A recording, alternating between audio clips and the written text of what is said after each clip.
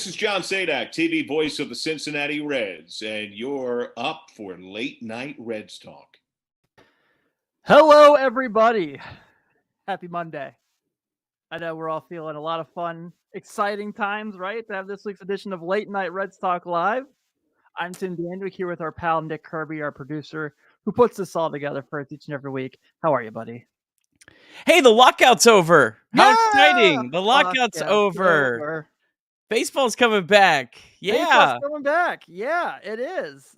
Maybe we have some things we can discuss today. I don't know, man. It might pop up. But before we do get into everything as far as that, we do have to go ahead and make our announcement. We are brought to you by our good friends, the Believe Podcast Network and betonline.ag. Nick, it is NCAA tournament time. Selection Sunday was yesterday. Our squad is not in the NCAA tournament, but we are still playing. We're playing tomorrow night, 9 o'clock. I'll be working it. But we do still have 68 teams to pick from the NCAA tournament. What odds do you see here that you really like as far as if you're giving some betting advice? Well, I mean, if you're like looking at a favorite, Gonzaga, I mean, I think pretty easy there. But if you're looking for more of a dark horse, who I would go with the dark horse as opposed to any of the other guys at the top, just because I think Gonzaga is so much more likely, put a couple bucks on Memphis. Top rate, they're like fourth in like the Torvik rankings just since February 1st. Memphis, that's my that's my I don't know where they're at, plus 1,500 or something like that. Ridiculous. Yeah, throw a couple bucks on the Tigers. I do like that. I'm still leaning towards that Arkansas. I know they lost in the SEC tournament, but they've been really good for most of the year. I love Eric Musselman. And they are literally the team this year that they will either lose in the first round or go to the Final Four. Obviously, they're in Gonzaga's region, so that's going to make it a little tough. But, hey, man, so that's why if you want to go ahead and make your – yes, Crazy Carl, it is not. And as a college basketball journalist, I unfortunately do have to talk about it. But if you want to go ahead and make some bets and make some of your odds on the NCAA tournament, go ahead and check out our friends at betonline.ag. You can sign up and get a 50% welcome bonus. You use the code BELIEVE, BLEAV, to get 50% off your first deposit. That's BLEAV. Make some bets in the NCAA tournament. And, man, Musselman's wife is hot. All right, Blake Chronic, I'll take your word for it. But, so, to let you guys know what's coming up today as well, about the half-hour mark of this week's show, Nick has a really awesome interview he did yesterday with the crafty left-hander Chris Welsh. And I have spoken with Nick. He has confirmed that they do talk about the Rules Academy. It will be just mentioned in the interview. So let's go ahead and get to, obviously, the news of the day. And that is Jesse Winker and Eugenio Suarez have moved on to Seattle. The Reds will be receiving Justin Dunn, Brandon Williamson, Jake Fraley, and a player to be named later, who apparently the Reds are really high on, player to be named later. This feels like when the Bulls got cast considerations in the Jimmy Butler trade, where I went, I don't know what this means, but okay. And look, let's get to it, man. Like, I see the chat right now. We appreciate that you guys are here. We're happy to talk with you, but you know, like, unfortunately, this sucks. This really sucks. And you know, if we look at this, it's kind of just a bag of mixed, you know, whatever it is. I don't know how you to call it, but it's obviously disappointing to move on from Jesse Winker after an all-star season. You know, Nick Castellanos is not coming back, as it was mentioned, which we'll probably get to, I'm sure, that Bobby Nightingale mentioned. The Reds have not talked to him at all. Obviously, the Sonny Gray trade, which we'll talk a little bit more as well. But this is the big one. It came out of left field. No one thought about this. No one saw it coming. I don't know. Is everyone going to be mad at me if I'm, like, not surprised by this? I can understand being disappointed, but I'm not, like, destroyed. Should I be destroyed? I don't know. I don't know what the right word or tone or frame. I mean, I'm sad. I really love both of those guys. Me too. That's like kind of where I start, and I've had a hard time really adjusting past that. You know, I kind of force myself to look at these players after I finally got the kids to bed. But I didn't even really want to look at the return. I was just sad, you know, because you know, I love Jesse Winker. I love Eugenio Suarez. I mean, these were like our guys. Mm-hmm. And, you know, whether the move's right or wrong, we'll get to that here in a second. You know, the business of baseball can really sting sometimes. And this one stung a lot. You just I don't know. I don't know how to say it. I love these guys, and I don't know. I guess it's weird that Winker was never really brought up in trade Right. discussions because he's like in the exact same spot as Castillo and Malley, who've been, just over and over again brought up. So yeah, I mean, I was surprised. I mean, the Reds, man, they keep these things tight, like the actual trades before they happen. Like Gray and Winker just like, oh wow, there it is. Like there was no rumor of it happening, today or anything, and just bam, it's yeah, it's tough. Yeah, I just, I love both those guys. You know what? One thing I do want to say before we get into kind of talking a little bit more about, the actual trade, and we'll try to talk through that kind of stuff. And again, we're a couple hours into this, so don't Right. don't expect the most incredible expert take on this. I don't know why you ever would expect that from me, but if you were, really don't expect it tonight. But one thing I do want to say is good for Jesse Winker and Eugenio Suarez Mhm. because Jesse Winker is a perfect fit for the Mariners. They desperately needed a left-handed bat that just mashes right-handed pitching. They've got a really fun young team. I loved watching them at the end of the year last year. And Eugenio Suarez, I think this is a pretty good spot for him. He'll be loved in Seattle. And hey, for Reds fans, Seattle's great. If you are a night owl like me, they don't play till 10 o'clock. Yeah, I'll plan on watching some Mariners games this year. I'll root for these guys, and yeah, I mean it's definitely a great spot for them. So at least they didn't get sent to like St. Louis or something. Right. Yeah. At The least in which way, Yankees. like I don't know if there's a single team you could have sent them to that would be more likable. So I guess that's my positive. That's the positive on it. Yes. That's my positive spin on it, Eric. Is it's a good spot for them. Yeah, I agree. Obviously, we've said a million times, if you've listened to this show throughout the year, that my favorite player of all time has played for both these franchises. So of course, I always keep an eye on, watching the Mariners and seeing what they do. So I will definitely keep doing that. The Padres would have been better. Carlos is not here tonight, Carl. You do not have to sweeten up to him. Yeah, no sweeten up to Carlos tonight. And Cincy C. Burton, you are not. I don't know why I haven't muted that yet. I muted the other word of a significant force in Reds ownership a long time ago. They still all sneak through, but that's a good one. I appreciate that. I do too. That is a pro tip, and I'm definitely doing that because I don't need it every second of the day. Yeah. Look, I see Roger's comment. Who would the Reds have to get to justify this? What are we supposed to do? Like, I don't know. I mean, this is new to all of us. Like, like Nick said, it's been a few hours. Like, Andrew McCutcheon just signed with the Brewers. We've talked all season about that being a possibility, so that's off the table now. That kind of stinks because I thought he would have been really good at GABP.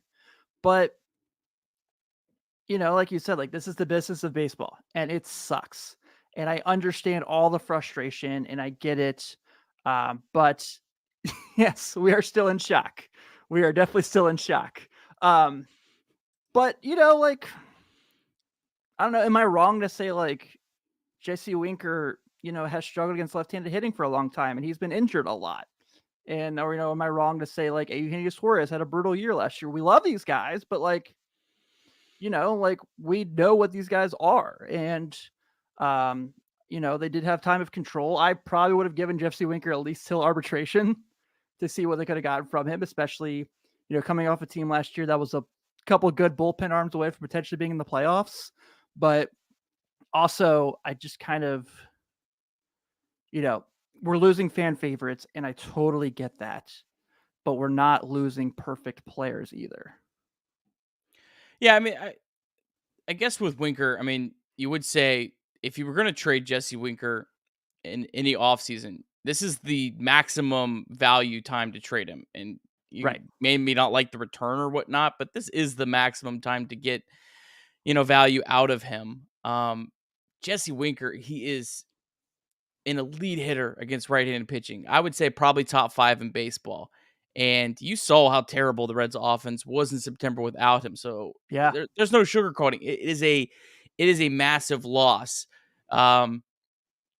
Probably, we'll see how the next 3 weeks pan out, but this is probably uh, the death blow for the Reds having a chance of, making the playoffs this year. So, I mean, that kind of is what it is. We'll get into more of that later on here in a second, but I don't know. In terms of just Jesse Winker, I mean, he has flaws. I mean, he's not a good Yeah. defensive player. He can't hit left-handed pitching. Doesn't mean he's not a really, really good player. Right. But I'm also not sure if an extension for Jesse Winker was the best thing. And I'd said that before, today. He's a guy that has never been able to play a full season. Not his fault, just can't stay healthy. So I don't know. I mean, it makes sense that he was lumped into these other guys. And, we'll talk a little bit about the players they got back and I don't know, kind of go from there and and see. Yeah, I think where I understand, I mean, like I said, I understand everything Reds fans feel right now. So I don't want to like kind of come off and being like, no, guys, this is fine. Like I get it. I'm frustrated too because we did just go through this. There was a comment on the group there from from Drew. Thank you. Where, 2014 through 2019 was miserable. I had season tickets for the Reds during that time frame.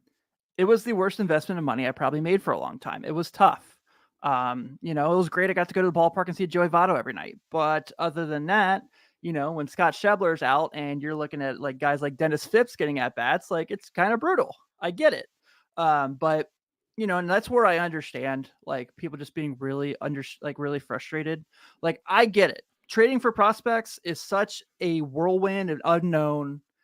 Sometimes it's worked out in the Reds' favor, obviously, but then the black cloud of the Aroldis Chapman trade and the Johnny Cueto trade and how none of the guys from those trades are even on the team anymore. But also like, they're really hurting as bad as they say they are from the COVID season and not having ticket sales. This doesn't help that either. Yeah. I guess, what I would say is Drew's comments is spot on. This sucks way more because of that. And I sat through every one of those seasons too. Mm-hmm. There's no one out there who wants the Reds to win more than me. I promise you. There's not a soul. But just because we sat through that awful stretch doesn't mean you should change your mind of thinking in the future. You always have to do what's best for the Reds. And again, I'm not sure if this is best for the Reds. Yeah, we don't know. But I also don't think that we can, definitively say, well, because we sat through this, we've got to keep going all in. No, we need to do what's best for the Reds and for the Reds long term. And so we'll kind of see, how this plays out. But I get it. I get the frustration. I'm with you. I get it. It hurts more for me because I don't know, maybe I was drinking the Kool-Aid, but I really believe that this team, especially with 6 teams in, was there. And so it hurts to punt on a season in some regards, but again, I'm also not sure if it still might be the best move long term for the Reds. Yeah. I'm just gonna kind of preach what you say there. So let's kind of look a little bit real quick before we kind of move on. Let's talk about some of the guys the Reds got in this trade, just so I know, guys, but we got to. It's part of the job. Justin Dunn, obviously, first round pick. I want to see the K rate get higher, obviously, but this is a guy who has, not even like a little over 100 major league innings. Do I have that right? No, I'm looking that way off. Sorry. His Seattle run, obviously, is what I was looking at there. No, I think he's only got 101 if I'm doing my math right. Yeah, and I know the walk rate's a little high for a lot of people's likings, but the K rate's not terrible. I mean, 8.7 per 9 is pretty solid, and a K per 9, but also, not a whole lot of games. So I don't, I would like to see the, his fastball velocity get up there a little more, but the ERA is solid. Yeah, I mean, this is a guy I love playing with the trade generator. This is a guy I always threw in for trades. He's a guy with a lot of upside. A guy that love to see Derek Johnson, get his hands on and see what he can get out of him. I mean, this was a top 100 prospect not that long ago. So he's definitely got some talent.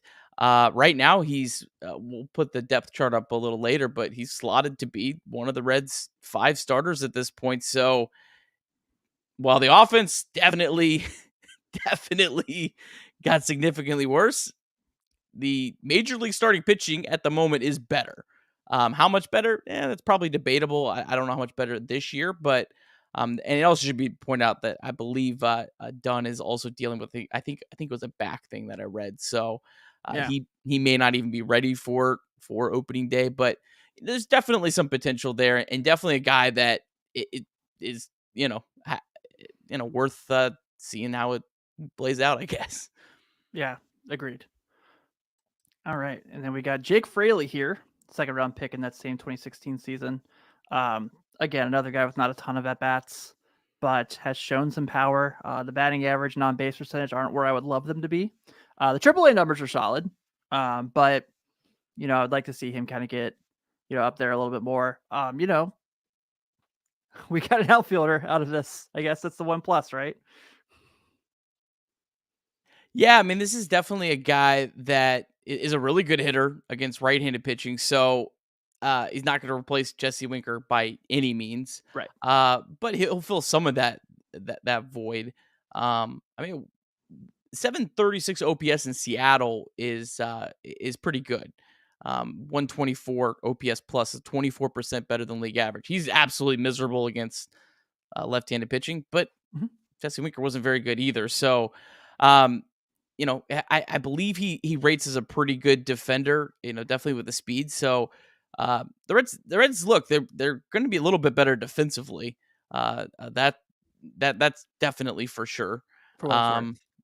Yeah, for whatever that's worth. But yeah, I mean, Fraley's a guy, there's definitely something to like about him. I don't think he's any more than a platoon player, but a platoon player that plays against right-handed pitching could be pretty valuable.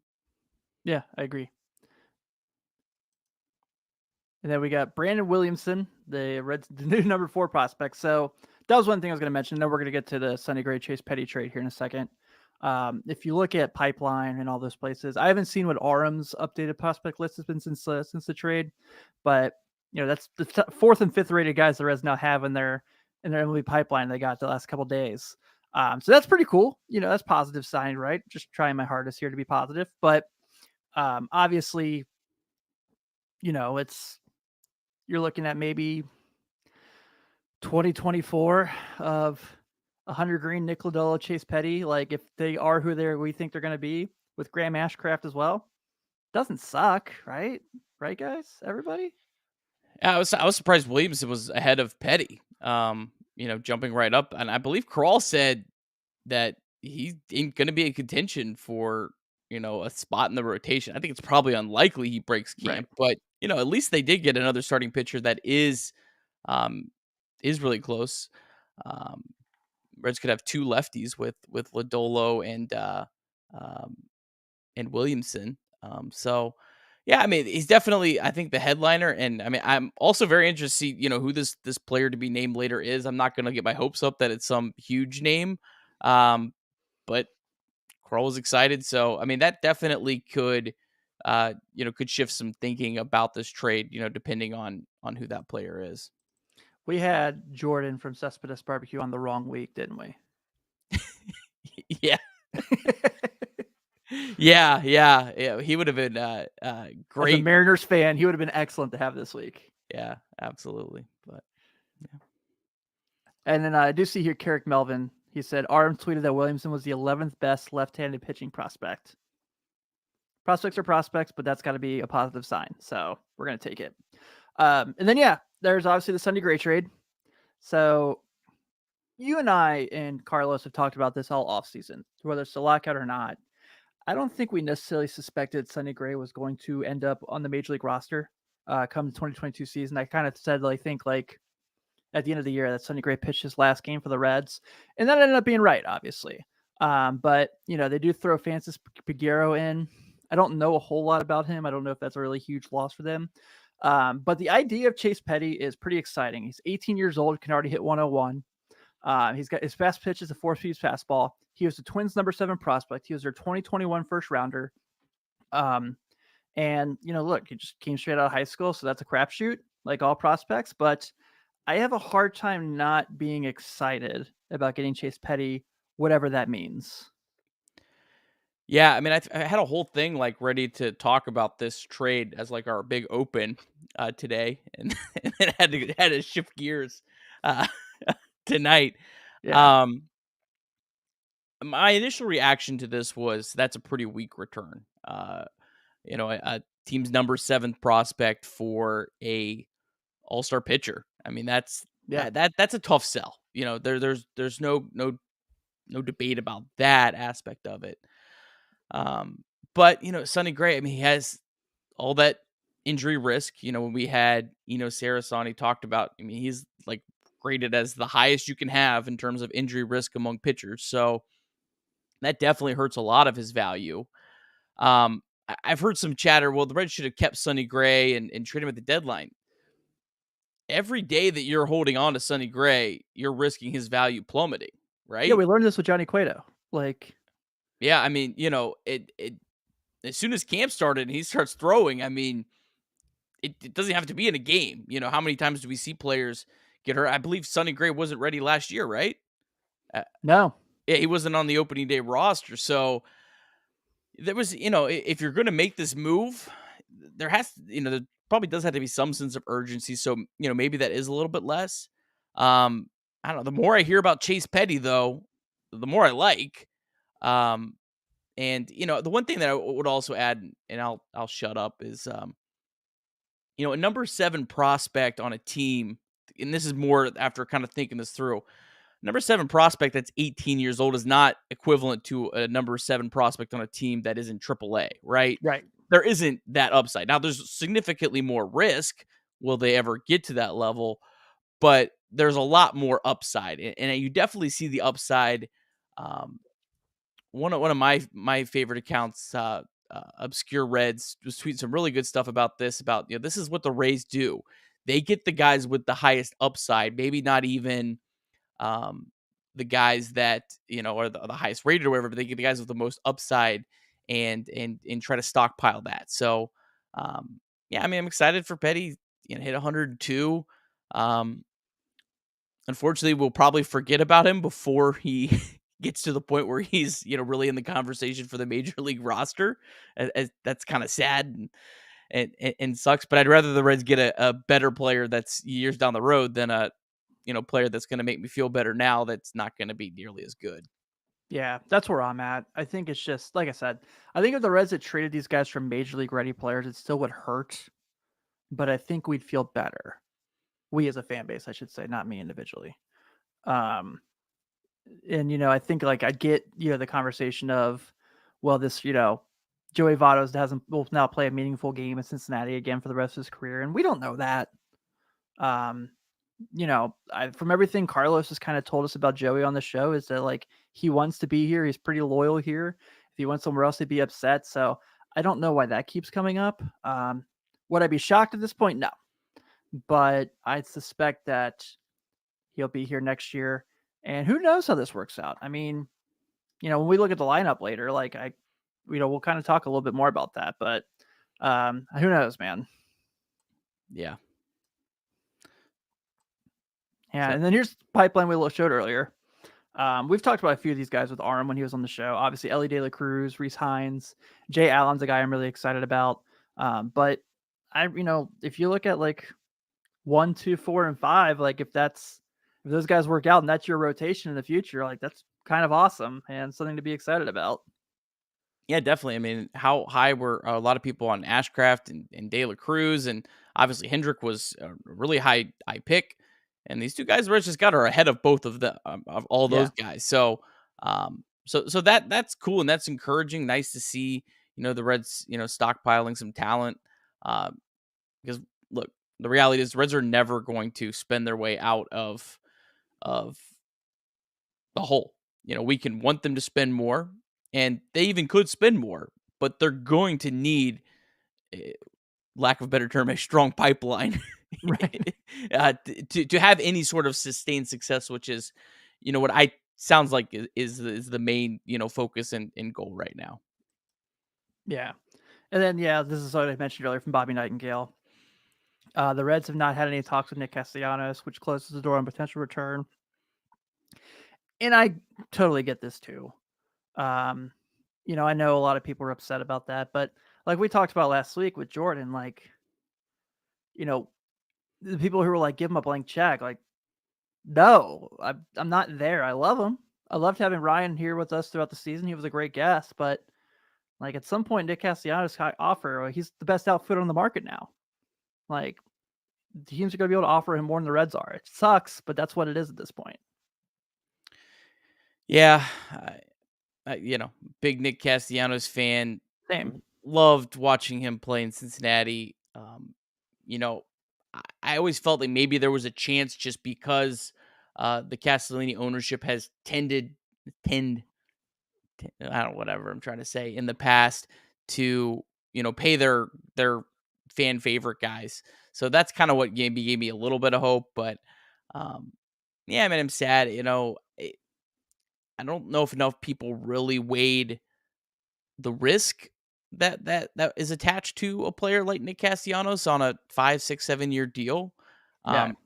He would have been great for the Reds in 2022. There's no question. He would have been a huge part. Great for Reds probably in 2023. But the back end of these deals, man, it can be tough. And if, again, you're not going to be able to spend your way out of holes that you create, see Moustakis Mike, you have to weigh all those factors in. So I'm disappointed, but time will tell if it's a bad move or a good move or whatever. I did get a comment here that I did want to talk about because it was a point that I kind of wanted to talk about. The flip side of Gray can be true. Great comment from Mark. Gray could be on fire and the trade value go up, but it's a crapshoot. Yeah, I mean, I think that the Petty trade for me, it doesn't matter what Petty does for it to be a good trade or bad trade. For me, if Gray, makes like less than 10 starts this year, that's a great trade for the Reds. Yeah, absolutely. It looks like a great trade. They got out, they traded while the value was still there and got a prospect of value back. But if Gray stays healthy all year, yeah, this is a really tough trade. This is, oh man, that's where it's really going to look bad. So, I mean, I think Gray's health is probably for me what's going to determine how good or bad or meh this trade really is. Yeah, plus, going to Target Field, a bigger ballpark could be good for him. And so that could kind of also make the trade a little bit more fishy to see at first. So, yeah. I don't know. We hit the lineup now. Is that where we're going?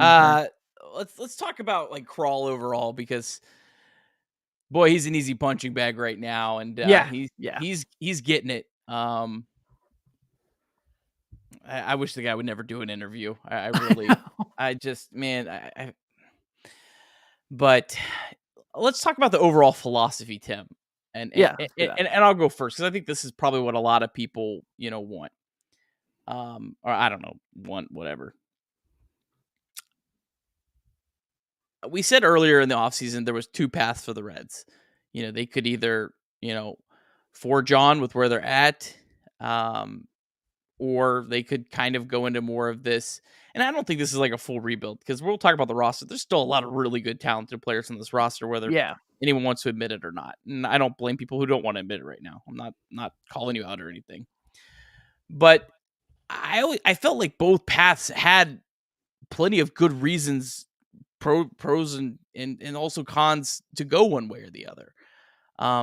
There's a lot of good reasons to, beyond the soundbite of peaks and valleys, to look at more sustained success and being able to do that, because the Reds have never done that in my entire life.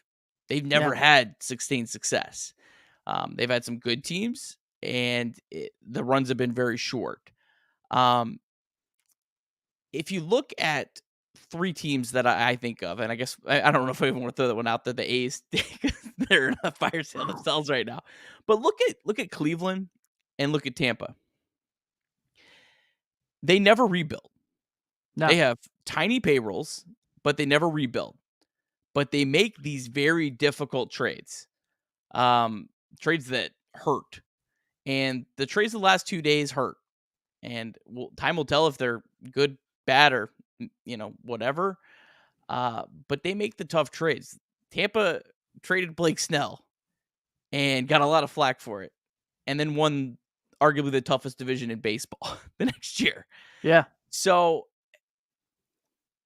that, I think, is what Kral's more talking about. And if the Reds did it right with a payroll that's probably double, maybe even triple those teams, and still not where everyone wants, and that's fine, they could really, really do it right. But it is going to take some patience. It is going to take some painful trades like today. And we'll see. But yeah, that's kind of my thought. What's your thoughts on kind of the Kral comments and all of that? Well, saying eliminate peaks and valleys is probably the wrong words. Like you said, he needs a publicist. Yes. That's step one. If Bob Kessley is going to do anything for the franchise to not upset people, maybe it's getting Nick Krall, a publicist, to write his words for him. Even in interviews, if someone's like next to him after like Charlie or Trent ask him questions and he looks at them to see what he can say, that's probably better. Let's call it 100 here. But I love your point about Cleveland, and obviously you live there, so you get to see that team quite a bit. My wife's family are all big Indians/Guardians fans, so I get to see them a lot too. But I think that the Tampa Bay thing's perfect. Everyone forever talked about like what are they going to do, and they signed Wander Franco to a long-term contract, and no one believes he's going to finish out that contract there either, myself included. But I really do think that this could kind of go. I'm trying to think the best way to put this. I think this could end up being beneficial. So when you here in a second pull up what this lineup looks like, the realism is yes, their offense is definitely worse without Castellanos and Winker. But if Nick Senzel is who everyone thinks he is, that's a good thing for them. If Jonathan India continues to improve, that's a good thing. We all saw what Tyler Stevenson could be upside of a catcher. That's a good lineup. And for those of you who just really badly want to see Jose Barrero play, this opens the door for that too. So yeah. I deleted the slide about the Jose Barrero comments because they really became null and void very quick today. Yeah, I had that as part of like maybe a conversation, but never worry about where players are going to play. There's always spots, even sometimes if they create them themselves. But yeah, I mean, there's still a lot of talent. I mean, India, Stevenson are as good of a two young players as I think anyone has in baseball, or at least close. Barrero, Senzel. I mean, these are guys with a lot of talent. I mean, look, they're going to have to, supplement, whether that's, trades or whatever, around it. But the lineup's still good. I don't know. And I'm sure that's the question now everyone has is Castillo and Malley. I have no idea if they're going to trade them or not. No clue. Before today, I would have probably put it like less than 20% that they traded them. I definitely feel like today probably bumps it up a little bit. But at the same time, I don't know. I mean, I definitely think with those two guys, they're definitely going to be, if they are moving them, wanting maximum value. And I just don't know if a team's going to step up. And the difference too between Castillo and Malley, and I better just like massively knock on wood here, is they haven't had that injury risk associated with them like even Jesse Winker has. Mm-hmm. So where there's maybe a little bit more of a sense of urgency, you would assume Castillo and Malley at the trade deadline this year are probably going to still have the same, if not better, value. There's nothing really different among them, whereas Winker and Gray, you're maybe it's a lot more risk. And it definitely seems, and a lot of people have criticized the Reds on this, and it probably is a fair criticism, the Reds don't want to take that risk, and they are not in the risk business right now. So, but yeah, I also like the bullpen. I mean, I tell you, I looked up and down that, and I talked with Chris about on this when we get to him. And yeah, man, there's definitely a lot of really, really talented arms in there. So I don't know. I mean, I could still see this team being interesting. And I don't know. Krall also made some comments, and I absolutely do not blame anyone who doesn't believe it for a second.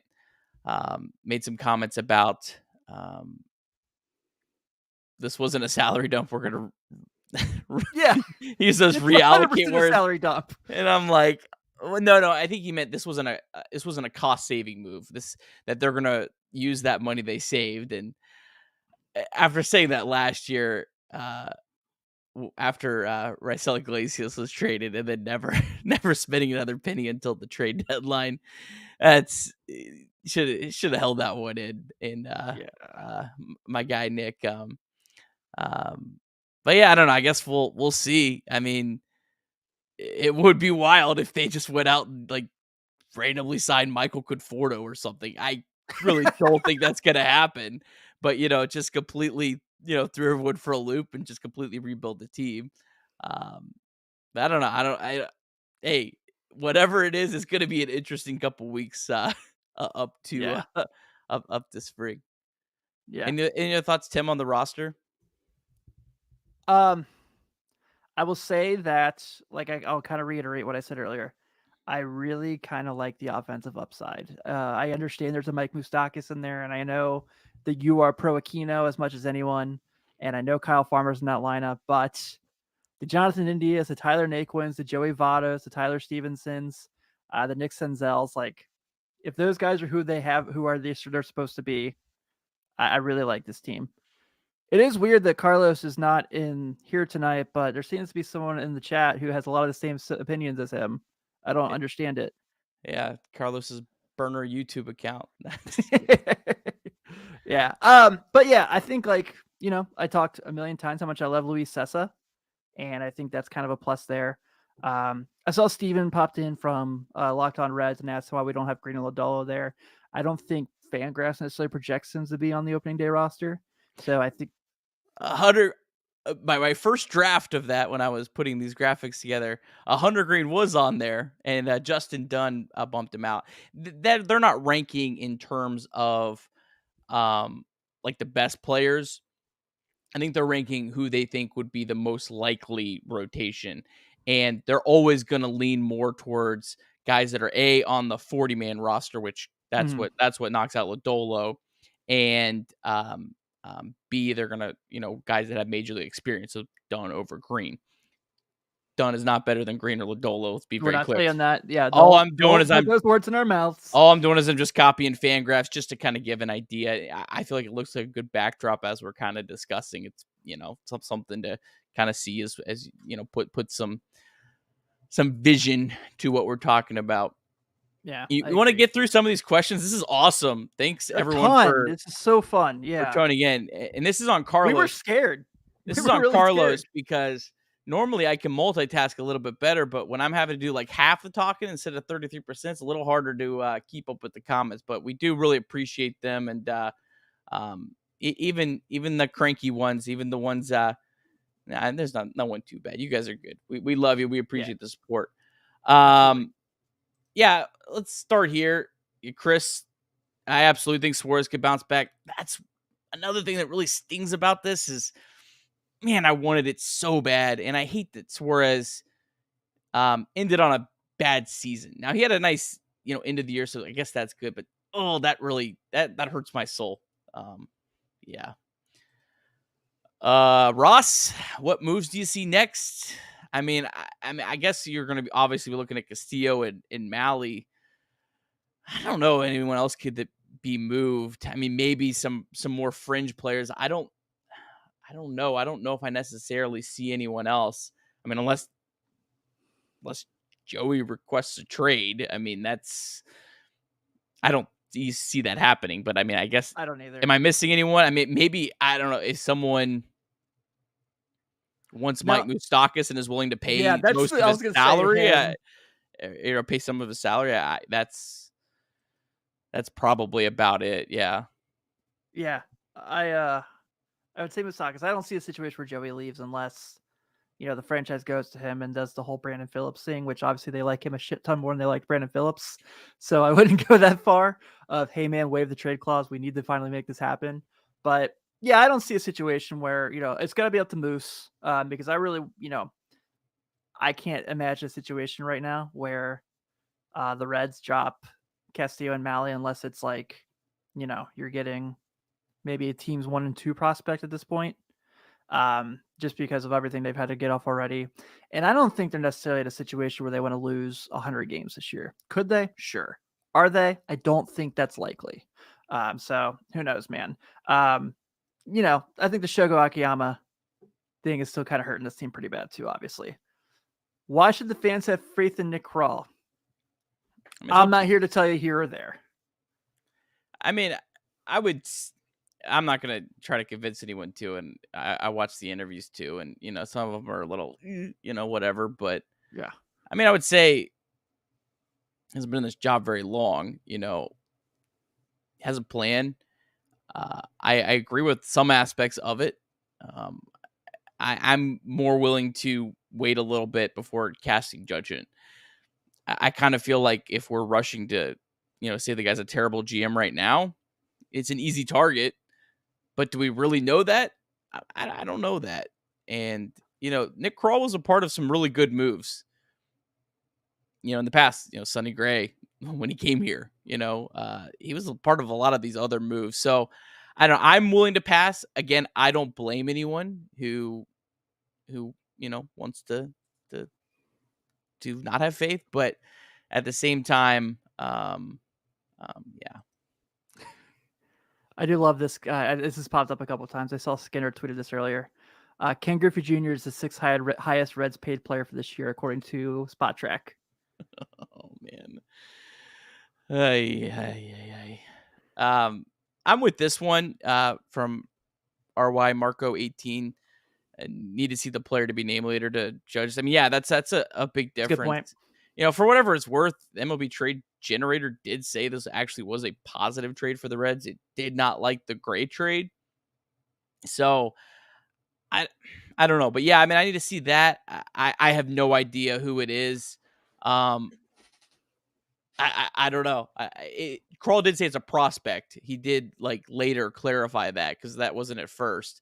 So it's a prospect. So no Kyle Lewis. No Kyle Lewis. And I don't know. It might be the Mariners might be still working a trade with someone else that they have almost across the finish line, and they needed to do this trade first. So time will tell. I would imagine we'll find out pretty soon. I don't know. Yeah. Do you care if I grab one? Okay. So, sorry. Pabst Blue Monday. Farmer's a good dude, but please put him on the bench. Against right-handed pitching. Right-handed pitching, yeah, I agree. I don't think he should be starting his right-handed pitching, but he definitely should be playing against left-handed pitching. So yeah. Yeah, I agree. I saw one real quick I wanted to get, not just because he's my buddy, but we had one for a couple from Ben Brown that I really liked. And one of them was who on this team could have a breakout season like India last year? I can't find it to display it. But I feel like the easiest answer there is definitely Tyler Stevenson, right?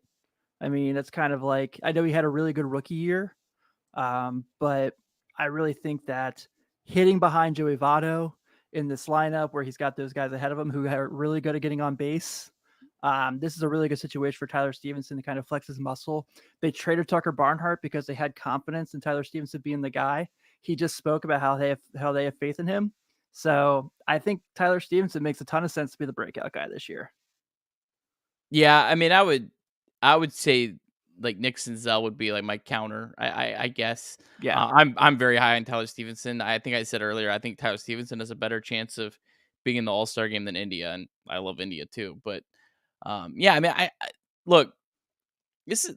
Today's a great day for Nick Senzel because Nick Senzel is looking and going, okay, hey, I'm gonna have every opportunity to shine. And it doesn't mean we have to like it, but you know what I'm saying? It definitely, hey, he's got a path. And some of these other guys even, I know everyone hates Aquino, but he might, a lot of these guys have a path now, where they're not blocked. And if they do well, they can, take a job. And hey, hopefully that happens for several of these guys. Yeah. I like Scott Smith's point. He said Santillan. That's a good one. He could really have a good year, be a breakout guy for this bullpen. Yeah, I feel like there's 20 pitchers that could have a breakout year, man. There's so many, talented guys that are, close, not there. It all depends on, I guess, what's your definition of breakout. I mean, I think Lucas Sims could become like an elite closer this year, but I feel like Lucas Sims has already established himself as a good pitcher. So I don't know. It just depends, I guess, on your definition. And you're really saying this Carlos isn't here, aren't you? Lucas Sims season, baby. Yeah, I think this is a good point from Carrick. I mean, especially now with, probably where the season's going. I mean, they're just going to do whatever's best for these guys. If Green and Lodolo potentially not be on the opening day roster, I don't think we should bank on that. I agree. I hope they are. It'll definitely increase the excitement. I mean, I'm going to be excited either way. Let's talk about that for a second. It's fine if people want to protest, but don't do it if you don't want to. Like don't hurt yourself. That's the only person that's going to be hurt is yourself. I mean, if you feel passionate and you want to protest and not go to the games, hey, go for it. Sure. But don't follow this because you feel you have to. No, you don't have to. And it's probably not going to do anything. So if you want to go to games, you want to enjoy it. I'll be here. I'll be enjoying it. I've sat through a lot of miserable seasons, and I'll keep doing it. I don't know. We'll be here every Monday. So if you guys are upset, you can come hang with us. We'll love it. At least we have stuff to talk about. At least I'm not having to really, I love this comment here. Who is this Carlos? Yeah. Who is this Carlos? I don't know. Late Night Reds Talk live with Tim and Nick. Yeah. The OGs. Is Dunn better than Gutierrez? I mean, I would say Dunn has better upside than Gutierrez. I mean, I don't know if Dunn showed it yet in the big leagues, but that's a great question from Evan. That's a good question. I think we'll find out this year. Both guys are going to get time will tell. Yeah, they're going to get a lot of innings. But yeah, I mean, there's a lot of right now. The Reds have a lot of really good, talented pitchers. I don't know how they're all going to pan out, but they do have a lot of options. So that part of it is pretty exciting. I had to display that. I'm cranky too. We're all cranky. We're all cranky. Pabst Blue Monday, are you at least drinking a PBR while you're hanging out with us tonight? So please just let us know in the comments because that's very important. This is a good question. This is. You want to read it? Yeah. So this is my guy, Ben Brown. If you check us out on 48 Minutes, he's one of my co-hosts on the Bench Mob, our NBA show. He said, ceiling for this team, honest opinion. Pabst Blue Monday did say, yes, they are drinking a PBR with us tonight. So I love it. 75 wins. I think with this offensive upside, 75 wins is something they could definitely attain. I mean, I guess we have to do it as it stands right now. So I'm assuming, Luis Castillo and Tyler Mount. I'm not saying right. So that's a big if. If we're saying this team right now, man, I'm still gonna be optimistic. I'm gonna say they could get into the 80s. I mean, everything would have to go right. Nick Senzel would have to be the Nick Senzel we think. Jose Barrera would have to be the Jose Barrera we think. Mike Moustakas would have to be, the average Mike Moustakas he is. I mean, they need a lot of things to go right, but again, I mean, I think they got enough pitching still, rotation and bullpen. They would just need a lot to go right with the lineup because it's rough in the outfield right now, and there's not a lot of depth, and I don't really see a lot of guys that are banging on the door at AAA that have a lot of high upside. Like I like Friedel, but I don't see Friedel, jumping and taking a for sure starting spot. Yeah, I'm the same place, even if he is John Calipari's cousin. I'll read this one. Good comment here from Cincy C. Burton. According to Spot Track, Red spent $149 in 2020, $133 million in 2021, and currently at 76 for 2022. I mean, yeah, that's disappointing. I don't know. I wish someone smarter than me could maybe prorate that with what they lost and see where that is. I don't know. I mean, yeah, that's disappointing. Still 3 times higher than Cleveland, which is just nuts that they're in the same state. Yeah. And the Reds have cut everything. It feels like they're still triple as much. I don't know. If the Reds are up in that 130, 140 million range, you're never going to hear me complain. I know other people still might, and that's fine. You're entitled to that. But, I just think when you compare it to the rest of baseball with market size and all that kind of stuff, I don't have any issue with that. But yeah, I mean, like 76 isn't good. If this is a short-term thing, great. I mean, I know, and someone smarter than me pointed this out too. The last time when the Reds did make all those signings, and I don't know if we'll ever see that kind of signings like we saw again pre-2020. They talked about like they had saved up this war chest. So I hope some of this is going into like that type of thing, but I don't know. Time will tell. Yeah, I'm checking real quick just because to make sure. Checking the bobblehead schedule for this year. So far, I've not seen anyone the Reds traded has a bobblehead just yet. We got Tyler Stevenson. So there's that. I know people will go for that game. Those people who buy 13 tickets and don't even go to the game, so they take it away from little kids. I think then we got the Jonathan New 6-pack. Okay. Yeah. All right. No Jesse Winker bobbleheads. So there's that at least. The Reds will be sitting on those this year. Let's go. I would have taken any unused bobbleheads. So. I've got the worst bobbleheads, man. I got last year's promos. I got Moose and Shogo. I can't even display them in my house. Hey, at least we're still in the team. I don't know. I love Fraley splits. He's proven that he can hit right-handed pitching. So I definitely see him in the lineup versus right-handed pitching. I mean, he's, I don't know, probably he's almost like an identical Naquin. I mean, they're very similar. And Crazy Carl, it's Cincinnati. Everyone cares about bobbleheads. Yeah. Dump Moose. Yeah, I mean, if you can find a suitor, sure, why not at this point? Absolutely. Carrick, Farmer, Naquin, maybe a couple relievers. Sims could be traded. I mean, it's possible. I don't know. I don't know if I see that. I mean, I'm not dismissing that. It could happen. I would put that more in the unlikely camp. What about you, Tim? I'm the same way. At this point, you need to get 26 guys put on a major league roster. Yeah. No. Tyler Mahle is pretty damn good. Pretty damn good. I know he can't pitch a GABP and he throws 112 pitches in 4 innings, but pretty damn good.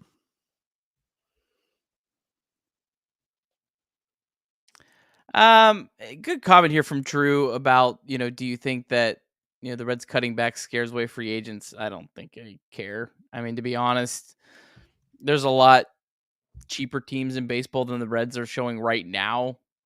And they still are able to sign players. I mean, you're always going to go where typically where the most money is. So, I mean, the Reds might have to overpay, but I feel like the Reds already kind of had to overpay. Like in 2020, I mean, I feel like the 2 big guys they signed, they probably paid a little bit more. Yeah. Than, I don't know, maybe a team. I don't know, who's a very desirable team to go to. Like the Padres, everyone talks about how great San Diego is. Like, maybe something like that. But I don't really think this changes that. You agree with that, Tim? No, I agree. Yeah. I mean, they had the Shogo. I love this comment. I love this comment from Branch. I feel like the Reds friend zone to me. That's a good one. That's good. Well said. Hey, smile through the pain, baby. Yeah, exactly. Well, we've got so many comments, and we're definitely appreciative of all that. This is awesome to have this interaction. I know it's a sucky day, but yeah, there also is that they had time to scout the part to be named later. I'm so angry I broke my Eric Milton bobblehead. How about that? I like that one. That's a good comment. Don't take it out on Eric. What did he do? Yeah, if you have a Jimmy Haynes bobblehead too, please go ahead and take care of that one as well.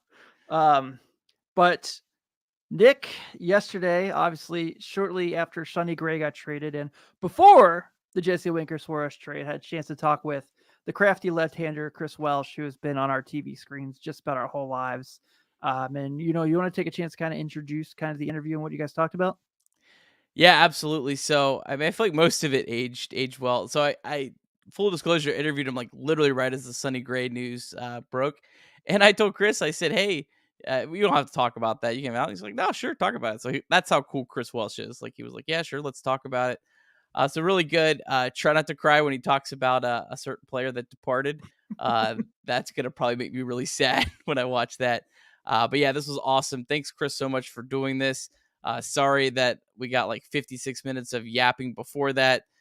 Wild day here in Reds country. But yeah, without further ado, here is Chris Welsh.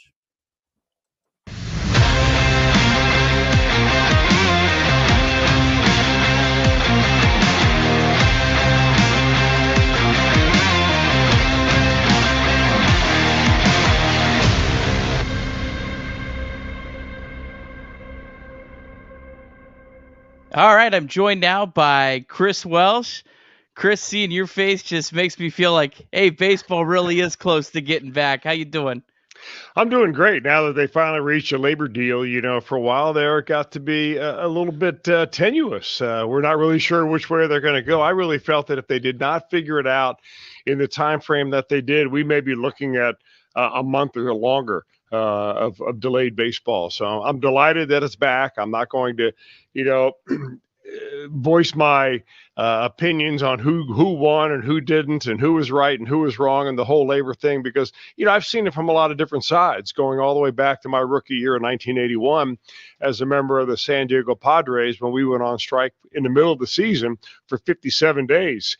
Keep in mind, when I went on strike with the rest of the union back then, the league minimum, and that's what I was making, was $32,000 a year. So they've come a long way since then, both sides. Awesome. What's it been like for you, just kind of sitting waiting? Are we going to start a season? Are we not? Where am I going? What am I doing? What's that been like for you? Well, for me, it's been, I'm a veteran, right? So I've been around a little bit, and I made a move down here to come to spring training area in Goodyear, Arizona a long time ago. So I came back down just about all winter long. I'm always like to be here. I go catch some of the games in the Arizona Fall League. I go to some of the minor league games. I play a little golf down here, enjoy the sunshine. So now that my kids are grown and gone and have some jobs elsewhere, it gives us a chance to get out here in the sunshine a little bit more. Awesome. What's your plans for covering the team here through spring training? Have you guys decided that? I know everything's kind of been a whirlwind this last week. Yeah, nothing really has been, decided in for sure. We had 5 games scheduled to do on Bally Sports this spring. 2 of them have already been canceled. We have 3 left starting, I think, on March the 20th. I think the 25th and the 27th are the other ones, somewhere around there. I think they may be trying to add a few. There was discussion about having a Reds spring training show, like a Reds live show, like they normally do. That would have come out once a week. I don't know what the plans are for that right now. I do know that Jim Day is down here. John Sadak is probably on his way.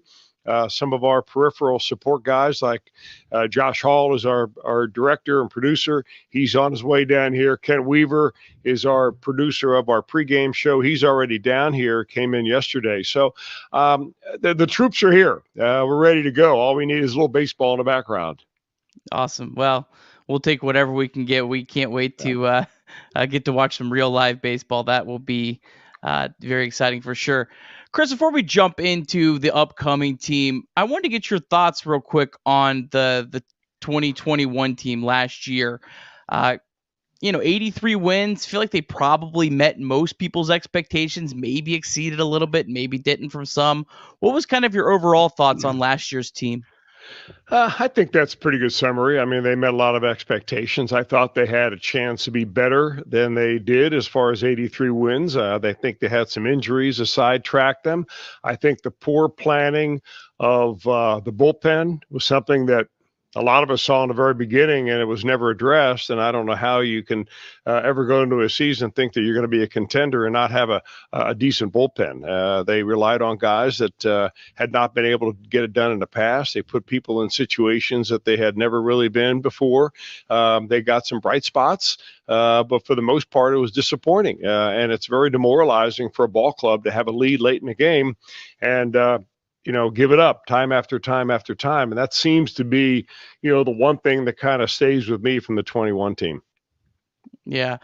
So As we were just getting ready to record this, the Reds announced that Sonny Gray got traded. Neither one of us have really got a chance to even look at, what was traded. I just wanted real quick get your thoughts on Sonny Gray and his time as a Red. Well, you're trading a 30-year-old for an 18-year-old, basically. So that should right there give you an idea where the Reds are headed, which is younger. They feel like they've got a nice crop of young players in the minor leagues, maybe reaching the top of the food chain right there as far as being ready to be in the major leagues soon. Whether these guys actually make it or not, you have 10 prospects, and if 2 make it, you're doing pretty good. So they just got another kid. Evidently, he's a very hard thrower, first-round draft pick by the Minnesota Twins. He throws 102 miles an hour. Who doesn't nowadays, right? And it's good. I mean, I think that the Reds feel like they need to get out from underneath some contracts, and Gray was one of those. Although, unfortunately, I would think that in a normal year, in which your team thinks that you're in that window of opportunity to win, that Sonny Gray's contract is the kind of contract that you want, that you're looking for from somebody else, and make a trade for that. But in this year, evidently, that's not the case, and the Reds are going to rely on a lot of youth. Before we talk about this upcoming team, as a pitcher and a pitching expert, pitching guru, what do you think it's going to be like for these pitchers having a shortened spring training? Do you expect there to be a lot of injuries? Do you expect there to be a lot of 4 or 5 inning starts when the season starts? How do you feel about the weird spring training for pitchers? I mean, I guess we had this, like 2 years ago, but it was a little bit different of a situation. There were a lot of 4 and 5 inning starts last year, so I see that again this year. I hope that these guys have kept themselves in shape and have been doing a lot of throwing. I think you're going to see teams being very conservative with pitch use and pitch counts and innings and so on. You're going to see a lot of players coming in and out of the minor leagues to take over, just to eat up innings. It's going to be very problematic, I think even more so with the way that the labor deal has been settled. And you've got now a week's worth of games to make up in double headers. So it's going to be tough, I think, on pitchers. And especially those guys that all they want to do is go out and throw as hard as they can. We've seen a profound increase in injuries over the last few years. In the Reds minor leagues last year, they had, I think, over 50 elbow issues going on because of the new trend in baseball, which is, throw it as hard as you can. They can't hit it. And it's proven to be true, but it's also been a problem as far as the health of the pitcher. So I think you're going to see some health issues throughout the entire level of Major League Baseball this year because of that. So let's look at this upcoming team. Obviously, probably the first 2 guys everyone wants to talk about right now is Jonathan India and Tyler Stevenson. They're kind of, I guess, the face of this. Why not? This youth movement. Jonathan India won the Rookie of the Year. Tyler Stevenson had about as good of a year as a rookie catcher as you could imagine. What's your thoughts on those 2 guys in particular? I love them both. I love their zest for the game. They've got that inner quality of grinding it out, of knowing what it's like to have worked their way through there. Now, they're both high round draft picks. They're both had high expectations, but they were also guys that struggled a little bit at one time or another in the minor leagues. And just because both of them had sensational years last year, of course, India takes home the Rookie of the Year. Stevenson comes in 6th. And it doesn't mean you're going to be, you don't straight line to the top from there and stay there. It's going to be up and down. The league is going to figure them out. They're going to have aches and pains. There's going to be a whole new workload, for instance, on Tyler Stevenson that he did not have last year. So it's but these are 2 good guys. They're good prospects. They're good players. They care and they work hard, and that's all you can ask for. Definitely got to ask you about Joey Votto and what he did last year. I have no idea what to expect in 2022. I'm just so excited for him to kind of have that just incredible year. What did you think about his season last season, and do you have any expectations here in 2022? Joey Votto a long time ago impressed me, not necessarily with his ability to, define a strike zone or hit the ball the other way or play every day where he doesn't get injured. It's his dedication to keeping himself in shape. It's his dedication to being the best player in the country, in the world. He is driven. I don't think I've been around a player that has really dedicated himself that much to the game as much as Joey Votto. And I think he's foregone a lot of social fun in his life because he's dedicated himself to baseball. And I think it's paying off for him. I can tell you that the last thing to leave is your ability to hit. Guys can hit. Now, if the velocity gets to the point where an older player is at a disadvantage, then that's a possibility. But Votto can turn on it, and he's figured it out. And I expect a good, solid year from Joey Votto. I think the fact that the Reds will have the designated hitter as an option for Votto is going to really help him, rest him a little bit. But the guy can hit, and he's dedicated, and I just love the way he goes about his business. Two guys the Reds are really hoping can have big resurgent seasons in 2022 is Eugenio Suarez and Mike Moustakas. We saw some signs from Suarez at the end of the year. Moustakas just was never healthy. What's your thoughts on either one of those two guys? Do you think that we could see a resurgence from either one of those two? Well, the good news for both those guys is that they have done it in the past. And there are two things about last year with Suarez that, worth mentioning. Number one, he had the shoulder injury from the year before that I don't really think he ever recovered from. And the second thing was in spring training last year, if you remember, he said he was going to hit 50 home runs.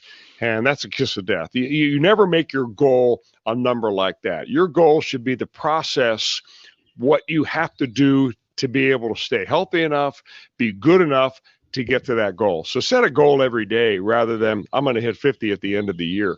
Moustakas, on the other hand, unfortunately, has just never been able to be healthy. We really have never known what he can do, what he can't do. He's had serious injuries that have kept him on the sidelines. I don't know about Mike. I hope that he's healthy. He sure would answer some questions if he's healthy. Although if the Reds are trying to move contracts, I would imagine that Moustakas would be one of them. But if you're the receiving team, what would you want in return? Well, I'll take Moustakas and Castillo, or I'll take Moustakas and Jesse Winker, and Hunter Green, something like that. So the Reds have some tough decisions to make if they feel like Moustakas doesn't fit on their roster right now. And it probably either means you're going to eat some money or you're going to give away a prospect to get rid of their contract.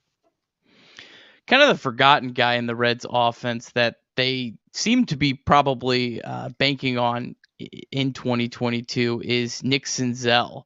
He's kind of a guy, for me personally, I've at times kind of wrote him off, but then I kind of go, man, just if he can stay healthy, you see how athletic he can be in center field and just how valuable that aspect of the game could be. What's your thoughts on Senzel? Boy, Nick, when I first saw him in the minor leagues, he was as much of a can't-miss player as I think I've ever seen. He has all the tools physically. He looked like he had a lot of confidence. He could hit good pitching, hit the ball the other way, play a lot of different positions. I don't buy into the theory that the Reds have ruined him by moving him all over the place. I just don't think that's the case. I think his injuries have been a problem. I don't think these are injuries that he causes by himself, and I don't think he's soft. I think that he's just unfortunately been unlucky. While he has has a contract with the Reds on it, you've got to hope that he's going to be an answer in center field, because right now the Reds have a lot of holes to fill. And Moustakas could go a long way to filling that center field role if he could stay healthy and perform the way everybody expected. I'm not in the business of predictions with players. I like to watch him play a little bit in the spring and give you an idea where he is and the comfort level that he has and the way the teams are pitching him. But I do think that he's got to prove to somebody that he can play in the major leagues, because, your shelf life time as a prospect, even if it is derailed by injuries, is short. And pretty soon people get down on you. They're going to move on, and he may end up finding himself in another organization. But hopefully for the Reds and Nick, he's a nice kid, really good kid, and I like him a lot. I'm just hoping that this is the year that he kind of stays healthy and begins to put it all together. remember how young, I think he's 27. So he's still a young guy. Maybe I'm off by a year or two, but he's still a young player. I think he's got some upside. Let's hope he shows it this year. Is there anyone on offense that maybe we haven't mentioned that you are really looking forward to watching this year? Could be maybe even a player who hasn't reached the major leagues yet. Yeah, Winker. Guy can hit. We got to keep him healthy. I think that his side injury last year kept him out of some games that the Reds really needed him. I think that I don't know. I mean, we don't really know yet who is going to be on this roster at the end of spring training. I imagine there's going to be some free agents to sign. I don't have really any insight to any of the really young players that I keep reading about, the prospects that were in AA or AAA last year. It's a jump. It's really a tough jump from the minor leagues to the major leagues because you're seeing everybody in the major leagues throwing as hard with nasty stuff, nastier than ever before. And it's just hard to get up there and keep your confidence up. And I think that's what happens to a lot of young players. And I don't think there's any way to avoid that you're going to have guys that come up, they have some success in the minor leagues. All of a sudden they're facing a whole roster full of Max Scherzers.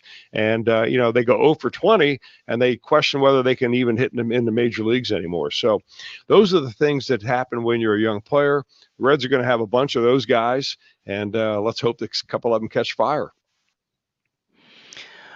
One thing that I really noticed last year, and I'm curious if you did as well, if you're looking at like the difference between the Reds and the Cardinals was the defense. I feel like that was something that was really lacking in a lot of positions for the Reds. Did you feel that? Do you feel like defense is something the Reds really have got to find a way to at least improve the overall? Maybe you might still have some weak positions here and there. Well, if you're not going to score runs, you better play good defense. And if you have a bad bullpen and a bad defense, it's going to be trouble in the end of ball games. I think that was the case last year. Defense and pitching go hand in hand. So those teams that make the major league or make the postseason better have good pitching and they better have good defense. And I don't know how you improve that. I mean, India is a plus defender for me. Kyle Farmer had a terrific year. Now, whether he's going to get to play every day at shortstop, I don't know. Suarez, I thought, took a step backwards in his defense last year. Could have been affected by his hitting. And the Reds outfield, it's not a great defensive team, but they've got to knock in some runs. So I don't know if you can just say, well, we got to improve the defense. Well, where do you improve the defense? You lost your Gold Glove catcher from behind home plate. You have a young kid, Jose Barrero, playing shortstop who, when I watch him play, the kid looks like he's going to be a tremendous defensive player. But you don't know over a course of an entire year. So those are one of those things that I wouldn't worry about too much. I would just worry more about getting the best players that you have in those positions, getting them comfortable, getting them playing alongside each other. And I think that's what the plan's going to be this year. I think you're going to see a lot of young players and they're going to be given their opportunities. And I think you're going to take your lumps both offensively and defensively as you go along. I know you said you're not in the prediction game, and I don't blame you at all for that, but the two pitchers everyone wants to talk about is Hunter Green and Nick Lodolo. What are maybe, something you're looking forward to watching those guys, and maybe what are some realistic expectations for how they could contribute for the Reds this upcoming season? Well, it seems like we've been waiting forever for Hunter, right? I mean, he was derailed with some arm injuries, and here's the kid with a rocket arm, mature beyond his years. He seems to be, by my book, ready. I hope that this is the year for him. It's kind of funny nowadays, Nick, because it used to be that you really would separate guys from being a reliever to a starter. But even when you get to the major leagues, other than the top pitchers in the league, there's you have a couple guys on the Reds roster, for instance, who are definitely starters. But those fourth and fifth starters are almost relievers in starters' clothes, because you get them out there and you hope you're getting 4 or 5 innings out of them. And I don't know, maybe Green right now with his stuff can survive at the back end of a bullpen and just kind of take his lumps and learn along the way. I mean, he certainly has a tremendous upside. And I think the same for Lodolo. They they keep telling me, and I haven't seen the kid pitch in competition here in more than a year. So I can't tell you what my personal observations are, but he's a left-hander with a little bit of run on the ball, a really good changeup, and a biting slider. And if you've got control, I think you can get big league hitters out with that mix. So I'm hoping that he's there. I think Ashcraft is another one that people are raving about because of his arm and his natural cut on his fastball. There's some other guys I'm sure that are going to be in the mix. But I think it's time to teach these pitchers how to pitch a little bit, because what happens is that when you're out there and all you're trying to do is spin the ball as hard as you can or throw the ball as hard as you can, you're sacrificing your accuracy and your location for your stuff. And there are enough good athletes who are standing in the batter's box that will take a 100-mile-an-hour mistake pitch and launch. And I think that, you still have to understand that this is human being versus human being, and you have to figure out a way to get that guy out in the batter's box. The question is this: is that guy better than you? And that's the kind of thing that these young pitchers have to get to in order to be successful. They have to get guys out, not necessarily worry about what it says on the chart. I'm with you that it feels like we've been waiting forever for Hunter Green, but he's still only 22. It's so that's true. It's good. It's so wild to think that. I'm kind of looking at the Reds bullpen, and I don't know, maybe I'm just being a little too optimistic, but I look at the individual pieces and I go, I think this could be a sneaky, maybe not great, but good bullpen with Sims. Garrett had showed some signs, I feel like, in the second half last year. Art Warren, Tony Santillan. What's your thoughts on the bullpen? Any of those guys stand out to you? Well, the guys that you mentioned are all have got a chance. I think that Sims is a guy that certainly has shown that he can nail down a game if he can stay healthy. I like the pickup from Art Warren. I like Sessa a lot. I think that he gives you a little bit of a fiber in the bullpen that the Reds have not had. I really hope that Amir Garrett is able to put it together. You got Justin Wilson down there. Garrett is a guy that he's got one of the best swing and miss sliders that I've ever seen. But he's got some issues in his delivery that don't allow him to be consistent. And this has been an ongoing issue for 2 years.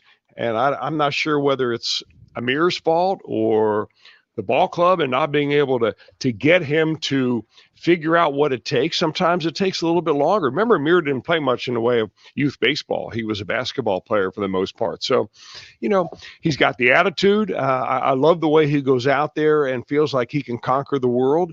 But it's about getting the job done. And, these guys have good arms. But you know what, Nick? You go up and down every roster in Major League Baseball, they've all got good arms down there. I mean, they've all got good prospects. Every team out there, including a team like, the Marlins or the Pittsburgh Pirates, have good arms in their bullpen. And so it's a matter of figuring out who is going to pitch where and having that guy stand up and do it. Last year, there was just too much of a revolving wheel at the end of the bullpen. There were too many guys that were in there because of an emergency sign, like Heath Hembry. I like Heath. He did a good job. I think he led the team in saves last year. And then you had Amir Garrett with 7 saves, and the same with Lucas Sims, had 7. But really, Amir Garrett with a 6 earned run average, how does that happen? When you throw 95 miles an hour with his slider, how do you have a 6 earned run average? You got to figure that out. And I think that this team's going nowhere unless you begin to bolster your left-handed relief corps, and that's going to be very important because there's a lot of very good left-handed hitters in this division. All right, let's do more rapid fire with your thoughts on some of the rule changes. DH, thoughts on that? I like the pitcher hitting. It's an old-fashioned form of baseball, but I can tell you that, more and more pitchers over the years are completely incapable at the plate. Guys are throwing so hard, they tell me that you can't bunt. I can tell you that Nolan Ryan was really hard to bunt off of. So you multiply Nolan Ryan's speed by, 9 out of every 12 players on a pitching roster throwing that hard. And I get it, okay? I understand why pitchers are completely helpless at the plate.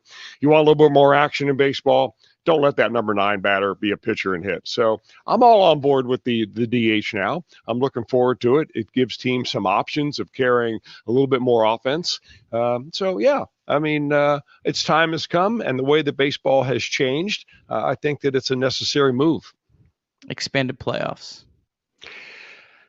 Yeah, you don't want to devalue the regular season, but you also want to give some teams the incentive to build their roster so that they can win. And this is one of the main talking points in the labor issue, of course, was, the players union didn't want teams to tank. And, just simply not invest in the roster and keeping the payrolls down. And in the process, you got a bunch of kids making a minimum out there, and you got no chance when you're playing the Los Angeles Dodgers. But it's one of those things that I don't think that they've solved. And I do think that the expanded round of playoffs is a cheap way of making things a little bit better towards the end of the year for a lot of teams that wouldn't normally be there. Hasn't happened yet, but banning the shift or limiting the shift. I don't know about that. I've talked to so many different baseball people, young and old, about it. I really haven't come to the conclusion that is going to be a good thing, but it certainly seems to be leaning in that direction. What we've done is that we've traded contact for power in baseball. It's really hard to sustain a rally against a pitcher nowadays by getting 3 or 4 hits in the inning. Used to happen a lot when I was pitching, but it doesn't happen anymore at all because, guys they don't allow contact. I mean, their whole goal when you're a starting pitcher or a reliever is to avoid the bat. And they've gotten very good at that. So if you expect to score runs, you better hit the long ball. You better get some walks. You better take a hit by pitch, and maybe going the other way. Yes, it's a thing of the past. Can hitters learn to do that? Absolutely they can. Billy Hatcher did it. Barry Larkin did it. Wade Boggs did it. Tony Gwynn did it. Rod Carew did it. I mean, they did it and are in the Hall of Fame because of that. But it's not today's game. And yes, I mean, Larkin didn't face a roster full of guys that were throwing 100 miles an hour. They were little cunny thumbers out there on the outside corner. He'd take the ball the other way. That's exactly what the pitcher's giving you. And I don't think you see guys committed enough to do that anymore. There's nobody teaching that. You don't make your way through the minor leagues by doing that. And you certainly don't make any money in the major leagues by hitting the ball the other way. So, I'm on board with that too. It's kind of the way, as an old guy, I figured out that you have to be able to adjust your opinions. You have to be able to change your opinions when you see something better coming down the road. And maybe this is a better way of doing things. It certainly should put more action in the game, because I did think that it would be so frustrating for a left-handed hitter to see that, Manny Machado playing in shallow right field, taking away everything that you hit. So, if teams aren't going to sign a different kind of player, if they're going to still stick with the Joey Gallo type of hitter, then you better ban the shift, or else you threw a lot of money away. All right. Before we get you out of here, I got to ask, what is it like working with our guy, John Sadak? John's great. He is as prepared as anybody I've ever been around.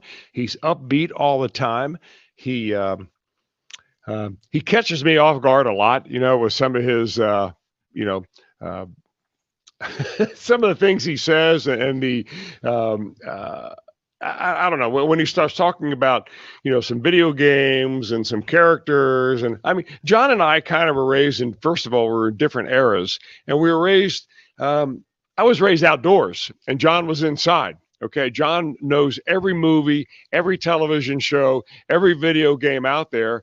And quite frankly, I haven't watched a television show in years, and I didn't even do it when I was growing up. I was outside playing golf or playing baseball or running around or getting lost in the woods. So I think we have a great partnership. I respect him very much. I love his attitude towards the game, and I'm really looking forward to another year working in the booth with John. Awesome. Well, I definitely want to ask you about Baseball Rules Academy. Tell us a little bit about that, what you're doing, before we get you out of here? Well, Nick, thanks. We've been doing this thing for 8 or 9 years now. It's a website about the rules of baseball. I have hundreds of videos up there, instructional videos. This year, we're making a big move towards quizzes and tests and like you make the call kind of things that you can log on and do. For the most part, it's free. You can get in there and do just almost everything you want. Doesn't cost you a dime. You do have to register, so we keep the spam away. But it's really growing. I mean, we're averaging, 10,000 people a month on that site. Or more during the regular season. It's more like 5,000 a day. We're now beginning to put up instructional videos that I have had in my vaults for a long time. So you'll see some of the old Tech Talk videos in there. We just posted a whole series on catching. We're getting ready to do a number more of those. So we've got probably another 200 or 300 videos to put up there in the next few weeks that I think is going to enhance the site. So I encourage everybody to get on there. Every time there's a quirky play in baseball, I really encourage all the announcers to know the rules. The coaches do know the rules. The players don't know the rules. The average amateur coach doesn't know the rules. I thought I knew them before I was started this website. But I can tell you, just by being a baseball player, you don't know the rules of baseball at all. So I think it's an interesting part of the game. I think that you can catch 1 or 2 wins a year if you're a smart team and your team knows the rules. And who knows? I mean, if you can be a one-war player, you can make a lot of money. So maybe they should be logging on to baseballrulesacademy.com. Awesome. Well, fantastic. Well, Chris, thank you so much for taking some time out of, I'm sure you're now very busy schedule as you're getting ready to see some baseball here soon. Can't wait to hear you and listen to on all the Reds broadcasts this season. Thanks so much. Well, thank you, Nick. Big fan of yours. And let's touch base again real soon.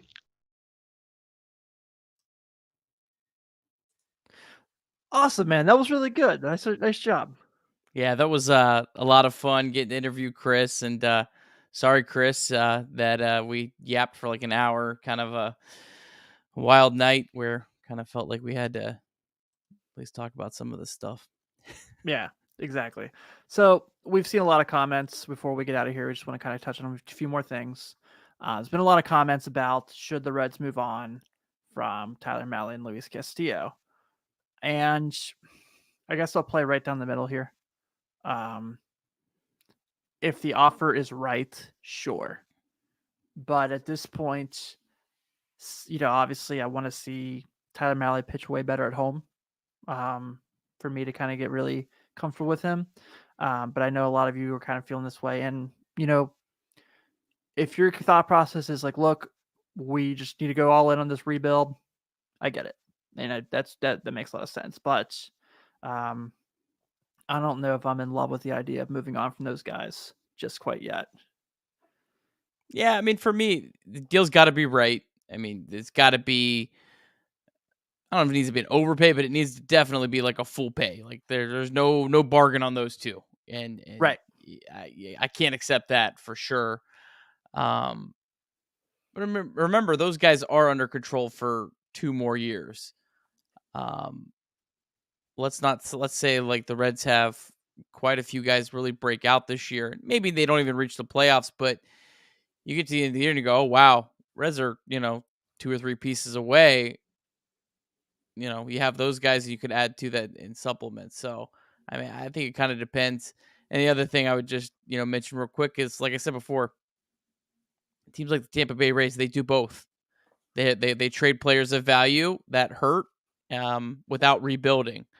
And the Reds are nowhere near that level yet, but that's what it sounds like the Reds plan is striving towards. And if you're going to go this route, you want to get there definitely at some point. Yeah, that's where I'm at too. And then last thing we wanted to touch on before we got out of here, talk about the different free agents. I